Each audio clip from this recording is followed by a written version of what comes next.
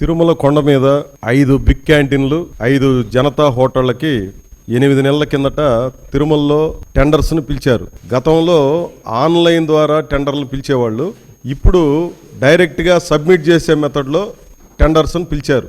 ఈ పద్ధతిని ఎందుకు మార్చారు అనేది మేము అడుగుతున్నది మొదటిది.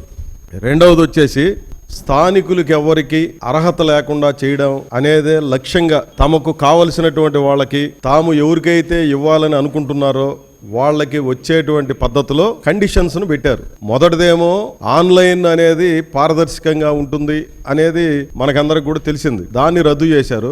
దాన్ని ఎందుకు రద్దు చేశారో సమాధానం చెప్పాల్సినటువంటి అవసరం ఉంది. రెండవది వచ్చి కొన్ని కండిషన్స్ పెట్టారు. ఆ కండిషన్ లో మొదటిది ఏమంటే 10 సంవత్సరాల అనుభవం ఉండాలి. మంచిదే, 10 సంవత్సరాలు కాదు 50 సంవత్సరాల అనుభవం ఉన్నటువంటి వాళ్ళు కూడా తిరుమల కొండ మీద హోటళ్లు నడుపుతున్నటువంటి అనుభవం ఉన్నటువంటి వాళ్ళు స్థానికులు చాలా మంది ఉన్నారు. తిరుపతిలో కూడా ఉన్నారు. కానీ దీనికి అదనంగా చేర్చిన ఒక నిబంధన ఏమంటే తిరుమల కాకుండా దేశంలో ఏ ప్రాంతంలోనైనా కనీసం 10 రెస్టారెంట్లు నడిపినటువంటి అనుభవం ఉండాలి అని. అంటే దాని అర్థం ఏంటంటే తిరుపతోడు దీంట్లో పార్టిసిపేట్ చేయడానికి వీల్లేదు అనేది దాంట్లో క్లియర్ గా ఉన్నటువంటిది.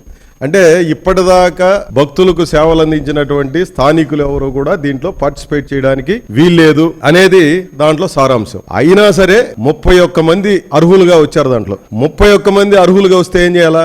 ఎవరైతే హైయెస్ట్ బిడ్ వేశారో వాళ్ళకి 1, 2, 3, 4 అని చెప్పి 5 బిగ్ క్యాంటీన్లు ఇచ్చేయాలి, 5 జనతా హోటళ్లు ఇచ్చేయాలి. అట్లా ఇవ్వకుండా దాంట్లో మా నామ్స్ కు అనుగుణంగా 26 మంది లేరు అని చెప్పేసి ఆ కరెక్ట్ గా బిడ్ ఓపెన్ చేసే రోజే 26 మందిని అనర్హులుగా ప్రకటించారు. బిగ్ క్యాంటీన్లకు సంబంధించి నెలకి 30 నుంచి 45 లక్షల రూపాయల రెంట్ చెల్లించేటివి బిగ్ క్యాంటీన్లు అంటే. అంత పెద్ద అమౌంట్ చెల్లించే దానికి వాళ్ళని ఎట్లా ఎంపిక చేశారంటే 26 మందిని అనర్హులుగా ప్రకటించేసి 5 మందిని ఎంపిక చేసుకుని 5 మందికి డిప్ సిస్టమ్ పెట్టారు. ఇంకా 5 మందికి డిప్ సిస్టమ్ పెట్టడం ఏముంది?